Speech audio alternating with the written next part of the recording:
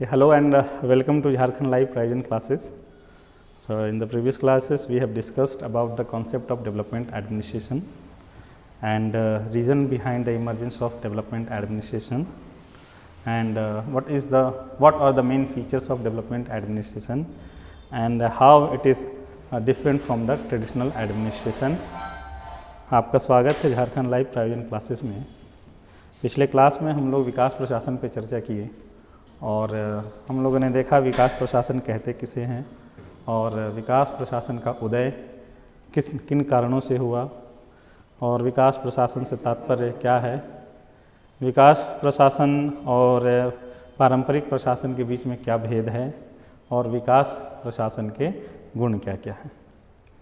आज और इस क्लास में आज हम लोग डिस्कस करेंगे कंट्रीब्यूशन ऑफ रिक्स के रिक्स का क्या योगदान है। ज़्यादा नहीं जाऊंगा क्योंकि फिर वो एक ऑप्शनल का इशू हो जाता है, लेकिन हाँ उतना ज़रूर कि आपका आंसर का स्टेप पूरा हो जाए और 40 मार्क्स के क्वेश्चन पे आपका जो है और आंसर इन्हांस हो जाए और अच्छा हो जाए। तो कंट्रीब्यूशन ऑफ रिक्स, कंट्रीब्यूशन ऑफ रिक्स, तो कंट्रीब्यूशन ऑफ रिक्स पहले जानो FW रिक्स थे कौन। तो FW रिक्स आप कहिएगा कि विकास प्रशासन के बहुत बड़े प्रणेता रहे। He was a flag bearer of development administration and also he was a chairman of the CAG for the last 10 years and through his contribution the concept of development administration emerged। आप देखिएगा कि FW रिक्स जो हैं वो तुलनात्मक लोक प्रशासन समूह के 10 साल तक अध्यक्ष रहे और उनके योगदान के द्वारा ही लोक प्रशासन के उत्थान में या विकास में, ठीक है, उनका बहुत बड़ा रोल था, बहुत बड़ा योगदान था जिसको हम लोग भुला नहीं सकते। कई बार तो ऑप्शनल में डायरेक्ट पूछ दिया जाता है कि रिक्स की क्या कंट्रीब्यूशन थे, तो इसका कंट्रीब्यूशन में जब जाइएगा तो बहुत है। हम लोग कोशिश करेंगे समाहित करने के बहुत से छोटे से सेशन में। पहला इनका योगदान जो था, उन्होंने कहा था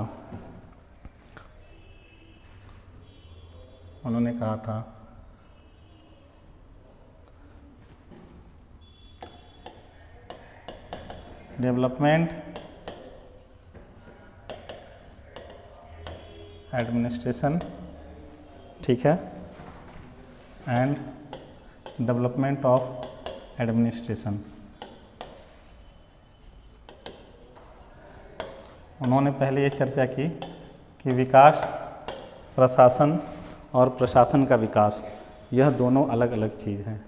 तो उन्होंने ये कहा था कि विकास प्रशासन जो है तभी सफलतापूर्वक पूरा किया जा सकता है जब उसका प्रशासन ही विकसित हो या विकासशील हो। तो एक कंट्रीब्यूशन ये था उनका। दूसरा जो था इकोलॉजिकल मॉडल था, इकोलॉजिकल मॉडल ऑफ एडमिनिस्ट्रेशन। थोड़ा थोड़ा इसका इंट्रो हम लोग देखेंगे क्योंकि GS पॉइंट ऑफ व्यू से लिखना है। पहला था development administration and development of administration, वो डिटेल चर्चा करेंगे हम लोग उस पर, यह भी हेडिंग है। उसके बाद आता है पारिस्थितिक, आप लोग देखिएगा पारिस्थितिकी या उसको बोलते हैं, हिंदी में अगर गलत लिखा हो तो क्षमा चाहेंगे, पारिस्थितिकी, ठीक है, मॉडल ऑफ एडमिनिस्ट्रेशन, ठीक है, प्रशासन का, ठीक है, इकोलॉजिकल मॉडल। उसके बाद उनका योगदान था, ठीक है, शाला मॉडल में भी था कैंटीन, लेकिन हम लोग के लिए जो है वो जो इम्पोर्टेंट है उसकी बात करेंगे। प्रिज्मेटिक मॉडल ऑफ सोसाइटी, ये क्या है, जिसको हम लोग बोलते हैं प्रिज्मीय समाज। प्रिज्म देखे हैं ना, प्रिज्मीय समाज, साइंस पढ़े होंगे तो लेबोरेटरी में देखे होंगे कि प्रिज्म किसे कहते हैं, ठीक है। तो मुख्य हम लोग कंट्रीब्यूशन इनका देखेंगे और इसी डायमेंशन पे हम लोग चर्चा करते हैं कि क्या है development of administration. First one, पहले की चर्चा हम लोग करते हैं कि डेवलपमेंट एडमिनिस्ट्रेशन यानी विकास प्रशासन जो है और प्रशासन का विकास, ये एक दूसरे से कनेक्टेड हैं, ये एक दूसरे से जुड़े हुए हैं, इंटरलिंक्ड हैं। कहने का तात्पर्य यह है, और इंटर ही लिंक्ड नहीं है, मैं तो ये कहूँगा कि डेवलपमेंट एडमिनिस्ट्रेशन यानी विकास प्रशासन से पहले यह आवश्यक है कि प्रशासन का विकास किया जाए। कहने का क्या तात्पर्य है इसका? ये जो आपने वर्ड सुना तो उसका तात्पर्य यह है, सपोज दैट कि अभी हमारी 10 लोग की एक टीम है, ठीक है, और 10 लोग की टीम के ऊपर हम क्या करते हैं कि 1 लाख से ज़्यादा लोगों को एक दिन में खाना खिलाने का काम ले लेते हैं। तो आप बताइए कि 10 आदमी एक दिन में 1 लाख आदमी को खाना खिला पाएगा? ये तो बहुत ही मुश्किल या यूँ कहीं असंभव बात है। क्यों नहीं हो पाएगा? इसलिए क्योंकि आपकी कैपेसिटी उतनी नहीं है कि आप उस गोल को पूरा कर सकें। आप जब डेवलपमेंट एडमिनिस्ट्रेशन का लक्ष्य बनाते हैं तो आपका लक्ष्य बड़ा होता है, तो लक्ष्य की प्राप्ति के लिए आपका जो एडमिनिस्ट्रेशन है यानी कि आपकी जो ब्यूरोक्रेसी है, आपकी जो नौकरशाही तंत्र है, आपका जो लीगल व्यवस्था है यानी विधि व्यवस्था है, आपकी जो मशीनरी है, आपका जो कार्य करने की प्रणाली है, क्या वो इतना सशक्त है कि विकास प्रशासन के लक्ष्यों को पूरा कर सके या विकास प्रशासन को आगे बढ़ा सके? इसीलिए वृक्ष कहते हैं कि डेवलपमेंट एडमिनिस्ट्रेशन को जाने से पहले हम लोग अपने प्रशासन का विकास करें, डेवलपमेंट ऑफ एडमिनिस्ट्रेशन करें। इसी कड़ी में आप थोड़ा सा देखिएगा, करंट एग्जाम्पल में आपको दिख जाएगा कि हमारे यहाँ भारत में ब्यूरोक्रेटिक इम्प्रूवमेंट के लिए क्या क्या चीज़ की गई। नौकरशाही को पारदर्शी बनाने के लिए राइट टू एज इंफॉर्मेशन लाया गया, सिटीजन चार्टर लाया गया, ब्यूरोक्रेसी को टेक्निकली साउंड बनाया गया। ब्यूरोक्रेसी से तात्पर्य सिर्फ IAS IPS को नहीं समझा जाएगा। जब भी ब्यूरोक्रेसी जब आती है, एक अलग विषय है और इम्पॉर्टेंट टॉपिक है, तो उसकी चर्चा हम लोग एक क्लास उसके लिए भी रखे हैं ब्यूरोक्रेसी के लिए। लेकिन जब ब्यूरोक्रेसी की चर्चा होगी तो ब्यूरोक्रेसी में पॉलिटिकल ब्यूरोक्रेसी से लेके मैनुअल स्टाफ तक जो आपका पूरा लिस्ट है वहाँ तक की बात हो रही है। आपका क्लर्क, किरानी, बाबू सब उसमें शामिल हो जाएंगे।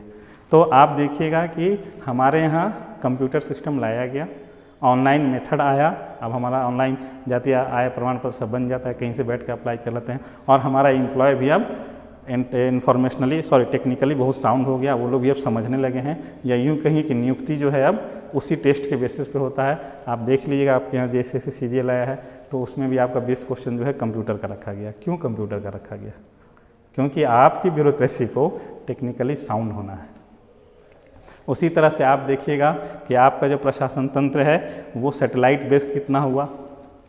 आज हम लोग अपने आप को जो सुनामी जैसी आपदा से बचाने के लिए सैटेलाइट मोड पे आज हम लोग भरोसा रखते हैं, और आपदा तो आएगा, टोर्नेडो तो आएगा, ठीक है, तूफान तो आएगा अपना, लेकिन उससे नुकसान हम लोग कम करते हैं।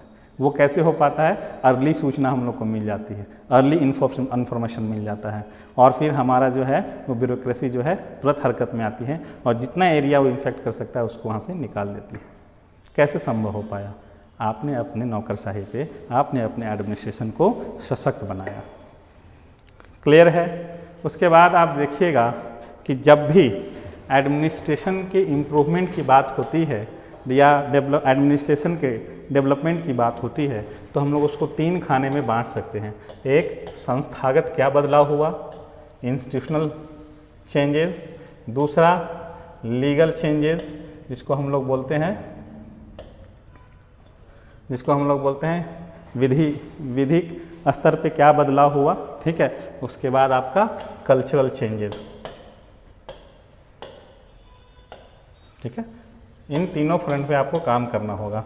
तो आप इंस्टीट्यूशनल चेंजेस में देख सकते हैं, ठीक है, कि रिक्रूटमेंट का नया डायमेंशन भी खोला गया, एक्सपर्टीज़ की भी रिक्वायरमेंट हुई। अब देखिएगा कि MBA किए हुए या फिर किसी एक खास क्षेत्र के एक्सपर्ट लोगों को अब उस फील्ड में रिक्रूटमेंट को बढ़ाया दिया जा रहा है। पहले होता था कि जनरलिस्ट और स्पेशलिस्ट का जब डिबेट आप देखिएगा तो जनरलिस्ट को ही हर फील्ड का बॉस बना दिया जाता था। अब आप देखिएगा कि अभी भी है यह व्यवस्था, लेकिन अब धीरे धीरे कम होते जा रही है। तो रिक्रूटमेंट के मोड में क्या बदलाव किया गया है, ठीक है। तो उसमें आप देखिएगा सिविल सर्विसेज के एप्टीट्यूड टेस्ट में आप देखिएगा कि सीसेट का एक पेपर आया है, उसके बाद एथिक्स का चेंज लाया गया है, खैर वो अलग चीज़ है। उसके बाद फिर अगर क्लर्क का आप अपॉइंटमेंट ले रहे हैं तो ऑनलाइन मोड में एग्ज़ाम भी हो रहा है, ताकि ये देखा है कि टेक्निकली कितना साउंड है। ओके, उसके बाद फिर आप देखिएगा कि एडमिनिस्ट्रेशन को सुधार करने के लिए लीगली क्या क्या स्टेप्स लिए गए हैं। तो अब एक देखिएगा उसमें कि आरटीआई आ गया है कानून बन के, उसके बाद सिटीजन चार्टर आ गया। उसके बाद देखिएगा कि टैक्स रिफॉर्म हमारे यहाँ हुआ है, जीएसटी एक कानून आ गया है। ठीक है, जीएसटी क्यों आया है? इन्वेस्टमेंट को और बढ़ावा मिलने के लिए, क्योंकि समस्त देश में जो है एक रूप कर व्यवस्था लागू हुई है। तो आप देखिएगा कि हमारे यहाँ जीएसटी को भी लाया गया। उसी तरह आप देखिएगा कि आईसीटी का यूज़ हम लोगों ने चर्चा की कि आईसीटी यूज़ को बढ़ावा दिया। तो ये देखा जाता है कि हाँ, विधिक लेवल पे या संस्थागत लेवल पे क्या बदलाव किया गया। अब कल्चरल लेवल पे क्या बदलाव हो सकता है? देखो, ब्यूरोक्रेसी का एक कल्चर हो गया है कि करप्शन जो है वो प्रिवेल कर गया है। तो अब करप्शन को चेक किया जा रहा है, रिवार्ड सिस्टम को लाया जा रहा है। रिवार्ड सिस्टम क्या होता है कि अच्छा काम किए तो उसके बदले आपको सैलरी के अलावा इनाम मिलेगा। आप इसीलिए देखिएगा कि इनकम टैक्स डिपार्टमेंट में जब रेड मारी जाती है तो उसका कुछ परसेंटेज उस ऑफिसर को भी बनता है एज ए इनाम, एज ए रिवॉर्ड। ठीक है, तो कल्चरल चेंजेस आया है। लोग अब करप्शन की तरफ कम से कम कोशिश कर रहे हैं कि जाएं और ट्रांसपेरेंसी मेंटेन करें। और जो हमारा माई बाप वाला कॉन्सेप्ट हुआ करता था कि ब्यूरोक्रेट माई बाप हैं आप, अब क्या हो गया कि सर्विस डिलीवरी वाला अप्रोच आ रहा है और जनता की सेवक, ठीक है, जनता के सेवक के तौर पे जो है अपने आप को वो समझ रहे हैं। पहले ये होता था कि भाई मैं ही राजा मैं ही मंत्री वाला हिसाब था। अब क्या हो गया है कि भाई साहब हम ब्यूरोक्रेट्स हैं, लेकिन अब उस तरह का बॉस नहीं है, अब हम जनता के सेवक हैं। तो जो कॉन्सेप्ट ऑफ माई बाप हुआ करता था कि भाई ब्यूरोक्रेट्स हैं, डीएसटी साहब हैं, आप ही मेरा माई बाप, वो वाला नहीं। अब हम आपके लिए सेवा देने के लिए आए। अब एक ये हुआ वर्क कल्चर जो बहुत ही क्लोज हुआ करता था, एक आम आदमी की पहुंच जो है वहाँ तक नहीं हो पाती थी। अब क्या हो रहा है कि जनता दरबार लगाया जा रहा है। तो ब्यूरोक्रेसी की कार्य प्रणाली में भी बदलाव आया। कुछ कुछ सेवाएं ऐसी हैं कि अब सेवाएं जो हैं पहले लोग लेने आते थे, अब होम डिलीवरी हो रहा है। अभी कुछ स्टेट जो है, दिल्ली में ही शायद यह घोषणा की गई थी कि door to door ration deliver किया जाएगा। हालांकि उस योजना पे अभी स्टे लगा दिया गया है, लेकिन अब बात उठ के आई है कम से कम कि अब होम डिलीवरी ही सेवा। तो पहले सेवा लेने के लिए जनता जाती थी डिस्ट्रीब्यूटर के पास से सेवा देने में, अब क्या हो गया कि सेवा जो है आपके द्वारा। इसीलिए झारखंड सरकार का इसमें देखिएगा कि सरकार आपके द्वारा एक स्कीम भी चल रहा है कि आप कहीं डिस्ट्रिक्ट वाइज जो है प्रशासन आ रहा है, क्या समस्या है वो आपकी सुन रहा है और सुनवाई। तो कल्चर, संस्कृति में बदलाव हुआ है। ठीक है, तो एडमिनिस्ट्रेशन को पहले आप विकसित बनाइए, या फिर इतना तो बनाइए कि आपका विकास प्रशासन के टारगेट को पूरा कर सके। क्लियर है? इसीलिए उन्होंने कहा था कि डेवलपमेंट एडमिनिस्ट्रेशन से पहले आवश्यकता है कि आप अपने एडमिनिस्ट्रेशन को डेवलप कीजिए। इसीलिए कई जगह ये क्वेश्चन भी बनता है कि development administration must preceded administrative development. कहा जाता है कि विकास प्रशासन से पहले आप अपना प्रशासनिक विकास कीजिए। इसमें आप सेकेंड ARC का रिकमेंडेशन भी डाल सकते हैं। ठीक है, अच्छा, दूसरा है ये स्ट्रक्चरल फंक्शनल अप्रोच, जिसको हम लोग इकोलॉजिकल मॉडल कहते हैं। ठीक है, इकोलॉजिकल मॉडल हम लोग कहते हैं।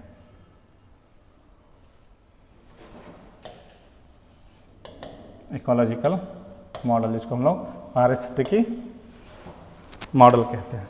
इसको हम लोग structural functional approach, structural functional approach. ये क्या है भैया? कार्य उसकी संरचना का अप्रोच। तो देखो यह अप्रोच क्यों आया, स्ट्रक्चरल एंड फंक्शनल अप्रोच, यानी कि इकोलॉजिकल मॉडल जो है आपका वो क्यों उभरा। अब हम अगेन यही कहते हैं कि हर व्यक्ति का, पहले तो इकोलॉजी आप जानते हैं कि हमारा बायोटिक एंड अबायोटिक दोनों कॉन्सेप्ट मिलता है। एक इंसान व्यक्ति का सराउंडिंग जो है वो कैसा है। तो पता चला ये एरिया कुछ मान लीजिए बायोटिक है और किससे घिरा हुआ, अबायोटिक से।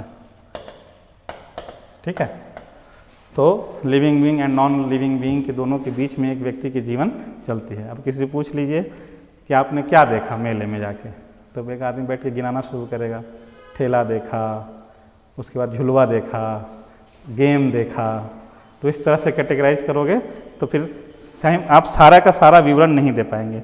और वही स्मार्ट लोग से पूछो कि मेले में गए क्या देखा, कहा हम लोग लिविंग बीइंग देखे और नॉन लिविंग बीइंग देखे, ख़त्म, काम हो गया, बात भी हो गई और वो लड़का जो है आगे भी बढ़ गया। तो खैर इकोलॉजी का डेफिनेशन क्या होता है वो मैं ये मान के चल रहा हूँ कि आप लोग सब जान रहे होंगे, लेकिन बेसिक चीज़ है कि अबायोटिक एनबायोटिक सराउंडिंग्स के बीच में किसी भी लिविंग बीइंग का रहना वो उसका इकोलॉजी कहलाता है। बस उसी तरह रिक्स कहते हैं कि हर देश का एक अपना सराउंडिंग है, उसका एक अपना कल्चर है, ठीक है। और वो ये कहता है कि हर एडमिनिस्ट्रेशन जो है वो अपने सराउंडिंग के अंदर में काम करता है, ठीक है, ठीक है। क्या करता है, अपने सराउंडिंग के अंदर में काम करता है। किस तरह का मॉडल होता है भाई, ये एडमिनिस्ट्रेशन है तो इसका अपना पॉलिटिकल मॉडल होगा, ठीक है, इसका अपना सोशल मॉडल होगा, इसका अपना जो है इकोनॉमिक मॉडल होगा, ठीक है, इसका अपना कम्युनिकेबल मॉडल होगा। और ये सब से, ठीक है, ये सब से क्या होता है, इन्फ्लुएंस होता है, यानी कि ये इन सब के प्रभाव के अंदर में कोई भी प्रशासन कार्य करता है। मिसाल के तौर पे ये समझो कि अब तुम स्विट्ज़रलैंड में हो, ठीक है, और स्विट्ज़रलैंड में गर्म कपड़े लोग पहनते हैं। तो क्यों पहनते हैं, वहाँ का वातावरण ठंडा हमेशा रहता है, बर्फ़ वाली जगह है, हमेशा वहाँ पहना रहता है। अब हम आ गए उसको लेके चेन्नई में उस कपड़े को, ठीक है, और हम उस कपड़े को चेन्नई में जो कोस्टल एरिया है हमेशा गर्म या माइल्ड क्लाइमेट में रहता है, उसी गर्म कपड़े को हम लोग पहन के चल रहे हैं।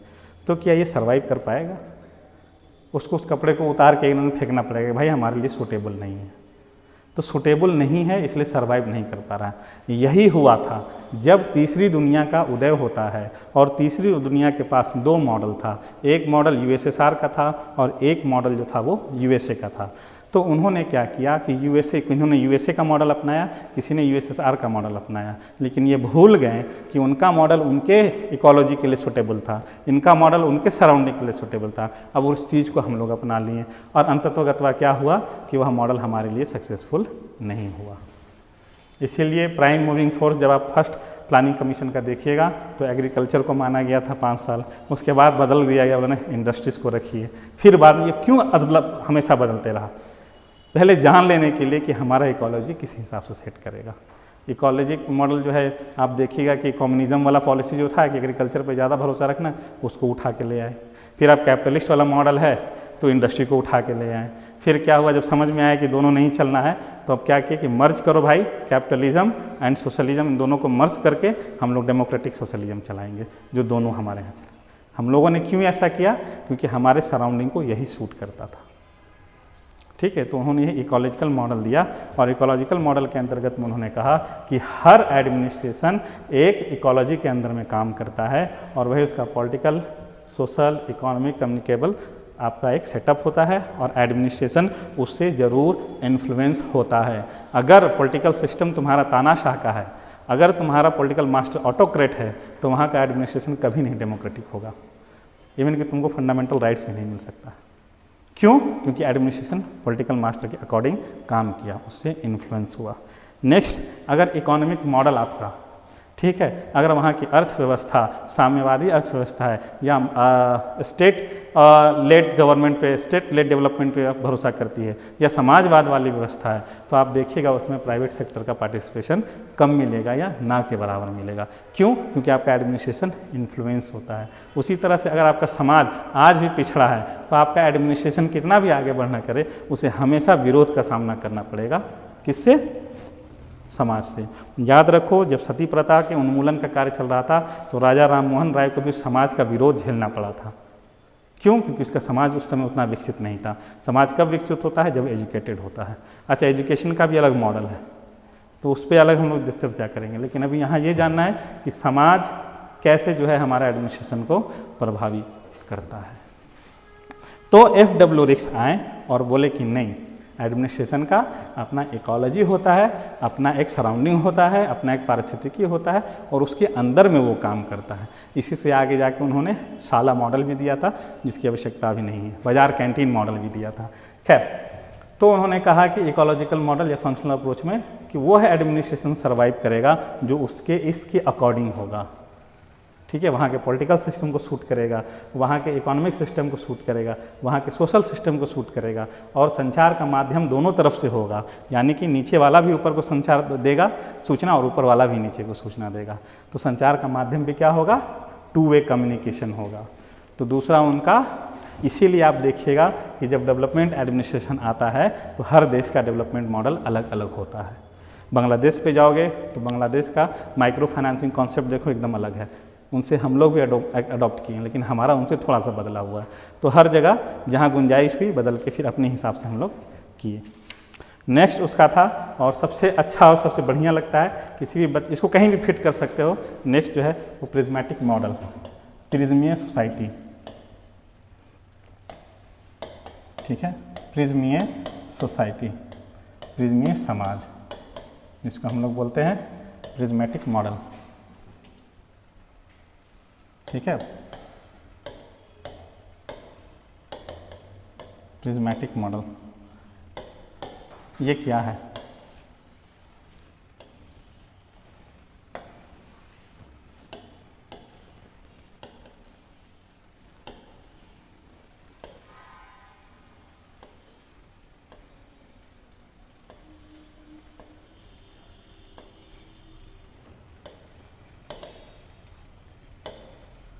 ये देखो, इसकी चर्चा करते हैं, पहले इसका डायग्राम बना लेते हैं।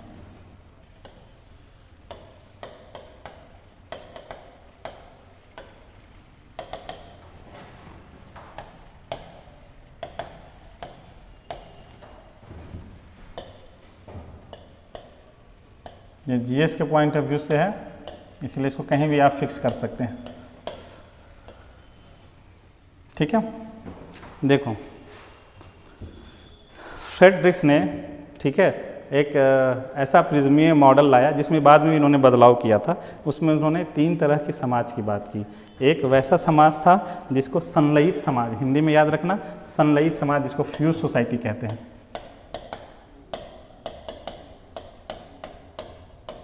संलयित समाज, ठीक है, इसको हम लोग कहते हैं आपका विवर्तित या अपवर्तित समाज।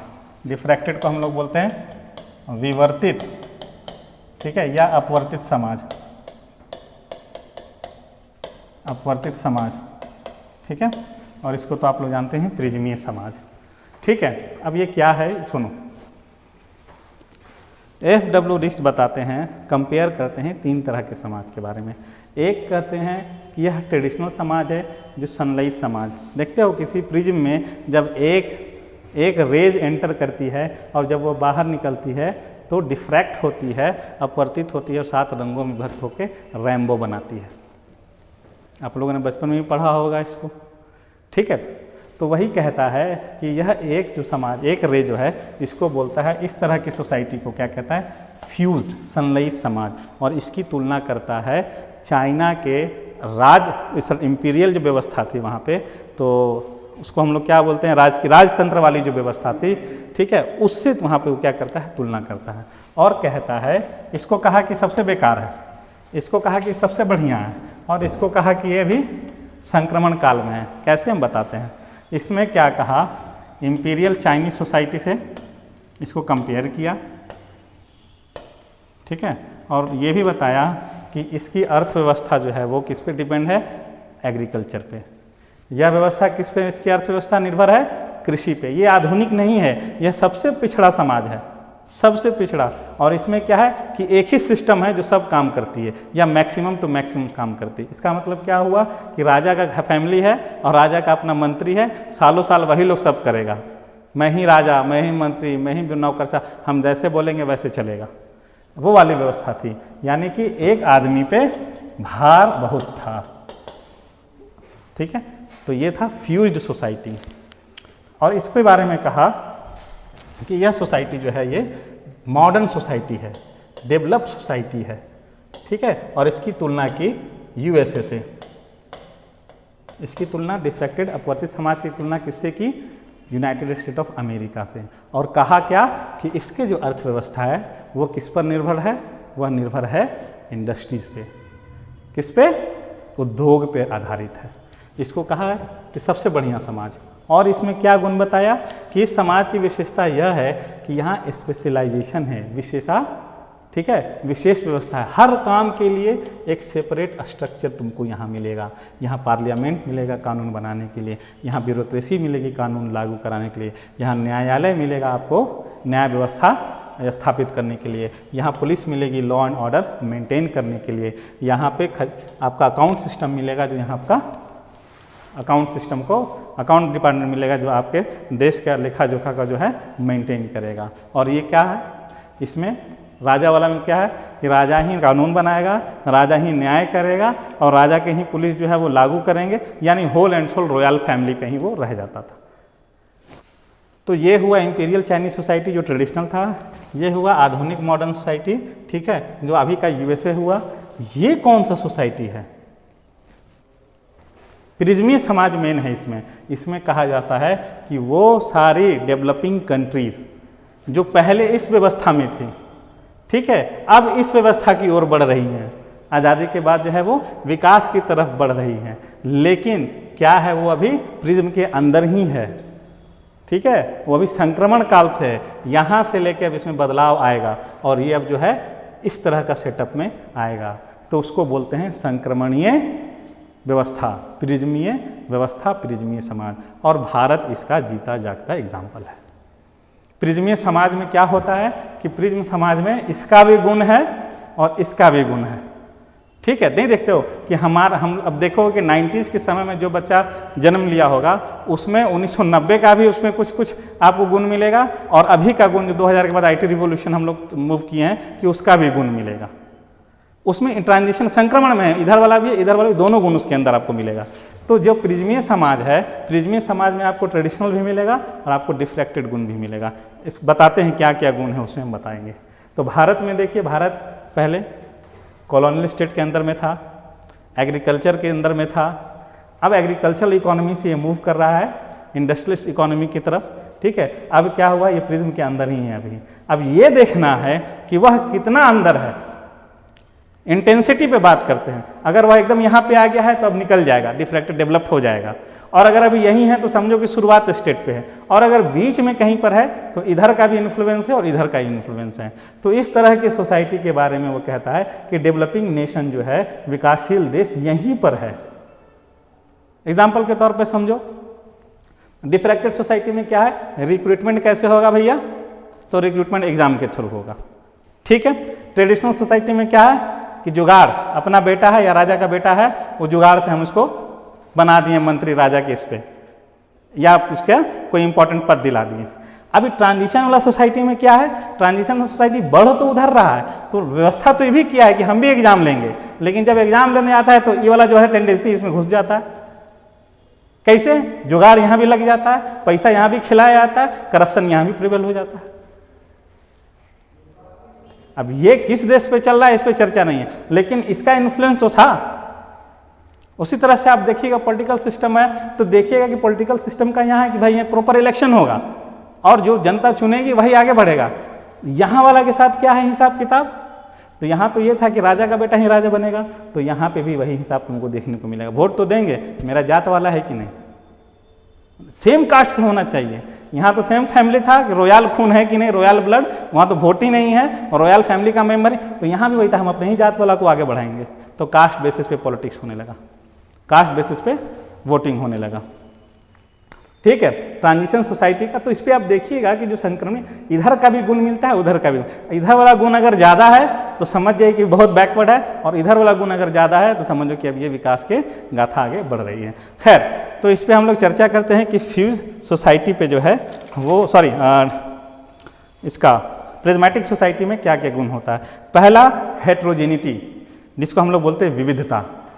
प्रिज्मेटिक सोसाइटी के बारे में क्या है, हर सोसाइटी का अपना अपना गुण था, लेकिन प्रिज्मेटिक के बारे में हम अभी चर्चा करेंगे क्योंकि ये आपके लिए उतना इंपॉर्टेंट नहीं है। हाँ, डिफ्रैक्टेड सोसाइटी समझ लीजिए आज का आधुनिक सोसाइटी है, जो रिस्पॉन्सिव भी होता है, जहाँ ह्यूमन राइट्स की प्रोटेक्शन होता है, जहाँ टेक्नोलॉजी एंड कम्युनिकेशन बहुत ज़्यादा डेवलप है, ठीक है, जहाँ पे मार्केटाइज सोसाइटी है, जहाँ की इकोनॉमी इंडस्ट्रियल बेस्ड है, मार्केट ओरिएंटेड है, तो वो हुआ डिफ्रैक्टेड सोसाइटी का। लेकिन प्रिज्मेटिक जो संलयित समाज है, प्रिज्मीय समाज है, उसका गुण क्या है, विविधता होगा इसमें। विविधता मतलब क्या, mutual existence of opposite ideas and to ideas. अब सपोज दैट करो कि हमारा जो है ये देश है, इस देश में क्या है कि हमारा डेमोक्रेसी है, डेमोक्रेसी में ये दिया गया कि कोई भेदभाव नहीं होगा। आप देखिए फंडामेंटल राइट्स में जात के आधार पे, लिंग के आधार पे और भूमि के आधार पे, रेस के आधार पे डिस्क्रिमिनेशन नहीं होगा। हमारा व्यवस्था है, यह व्यवस्था डिफ्रैक्टेड सोसाइटी की है, ठीक है, आधुनिक समाज का, हम लोग उधर ही बढ़ रहे हैं। लेकिन जब आइए मैदान पे फिर देखिए कि भेदभाव अभी भी चल रहा है। ये भी आइडिया इस सोसाइटी में है, ये भी आइडिया इस सोसाइटी में है। अभी आप देखे होंगे यूपी एक बड़ा एग्जाम्पल है इस पर कि एक आदमी मोछ रख लिया तो उस पर उसकी मृत्यु हत्या कर दी गई, घोड़े पे चढ़ के बारात चला गया तो उस पर उसकी हत्या कर दी गई। जातिगत व्यवस्था अभी अब तो कई पॉलिटिकल पार्टीज हो गई हैं जिस SCs and STs and OBC सब कास्ट बेसिस पे आगे बढ़ रहे हैं। तो आप देखिएगा कि एक आइडिया है आपका, ठीक है, कि जो कि बहुत ही सकारात्मक है, प्रोग्रेसिव है, लेकिन एक आइडिया वो भी है जो आपको पीछे की तरफ ले जाए और दोनों का समागम आपको संक्रमण मिले। क्यों? क्योंकि वहाँ से निकल के अब इधर जाना है तो थोड़ा तो गुण रहेगा उसका, और जैसे जैसे समाज आगे बढ़ेगा तो वो गुण खत्म। इसीलिए कहा जाता है कि प्रिज्मेटिक सोसाइटी विविधता वाला है।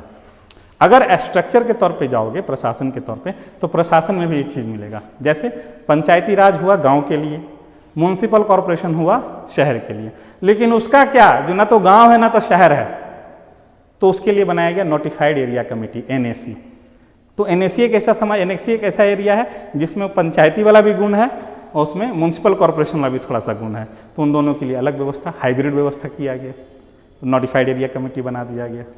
तो इस तरह से आप देखिएगा उसमें औपचारिकता की व्यवस्था है।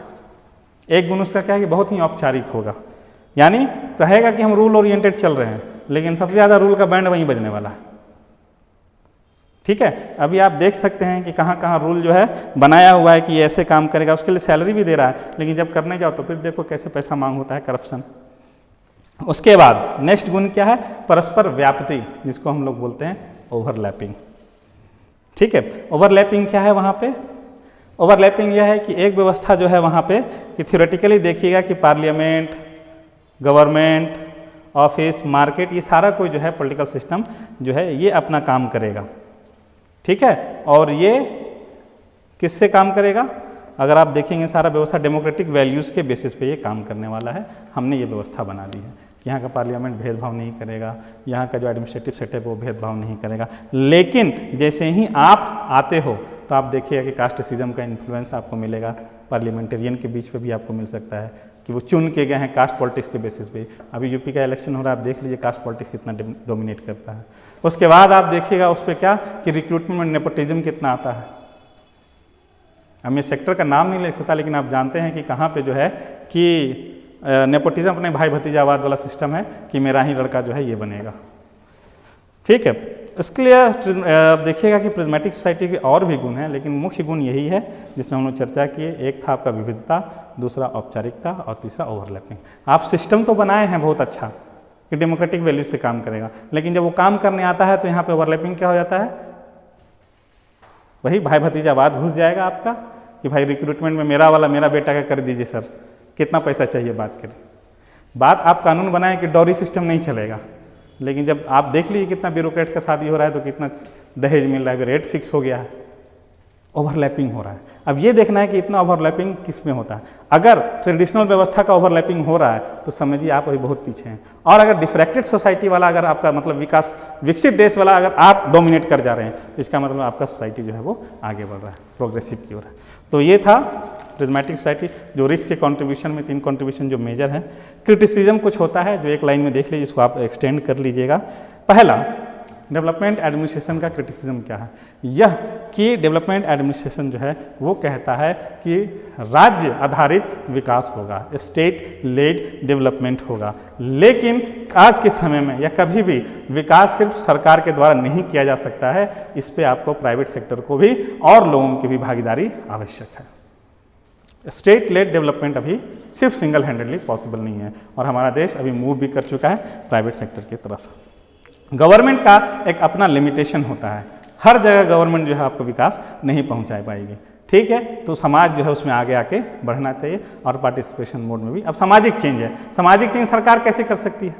अब भाई जन जागरण अभियान चला सकती है, उसके बाद आपका जो है वो कानून बना सकती है, लेकिन बदलना तो खुद हमको है ना। हमारे बेटी को बाहर भेजना है पढ़ने के लिए, नहीं, ये तो हम पे है।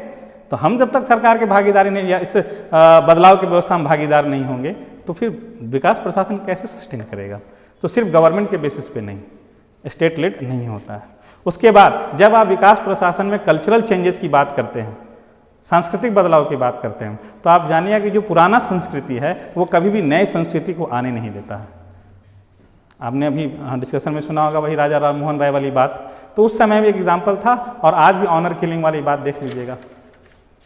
ठीक है, बहुत सारे हत्याकांड आप देख सकते हैं कि इस पे है अभी भी, मेजॉरिटी ऑफ द केसेस आपको एग्जांपल के तौर पे मिल जाएंगे कि कल्चरल चेंज के लिए यही सोसाइटी जो है आपको कंस्ट्रेंट क्रिएट करेगी। तो उससे कैसे टैकल किया जाए। डेवलपमेंट एडमिनिस्ट्रेशन पे आप देखिएगा, देखो कॉन्सेप्ट ऑफ डेवलपमेंट दूसरा चीज़ है जिसमें हम सस्टेनेबल डेवलपमेंट भी ले जाएंगे, वो अलग चीज़ है। यहाँ डेवलपमेंट एडमिनिस्ट्रेशन की चर्चा हो रही है, तो बात सिर्फ वह एडमिनिस्ट्रेशन से होगा जो डेवलपमेंट के लिए है। उसके बाद फिर क्या होगा कि डेवलपमेंट एडमिनिस्ट्रेशन की सबसे बड़ी खामी यह है कि अगर आपका पॉपुलेशन अनएजुकेटेड, क्योंकि ब्यूरोक्रेट्स जो भी होंगे वो आपके ही देश से होना है, आपका नागरिक कम पढ़ा लिखा है तो ब्यूरोक्रेट आप कैसे चुनिएगा। पढ़ा लिखा समाज ही एक अच्छा ब्यूरोक्रेट्स आपको दे सकता है। तो डेवलपमेंट एडमिनिस्ट्रेशन में आपका ब्यूरोक्रेसी भी जो होना चाहिए वो सोशली और आपका एजुकेशनली जो है वो साउंड होना चाहिए। तो बहुत सारे क्रिटिसिज्म है, मेजर क्रिटिसिज्म आप लिख सकते हैं इतना। एक टॉपिक और बनता है विकास प्रशासन में नौकरशाही की भूमिका। तो नौकरशाही की भूमिका जब हम लोग ब्यूरोक्रेसी पढ़ेंगे तो ब्यूरोक्रेसी का मॉडल देखेंगे, ब्यूरोक्रेसी को डेवलपमेंट मॉडल में देखेंगे, पॉलिसी निर्माण में देखेंगे, पॉलिसी एग्जीक्यूशन में देखेंगे, करप्शन को चेक, बहुत सारा डायमेंशन खुल जाता है।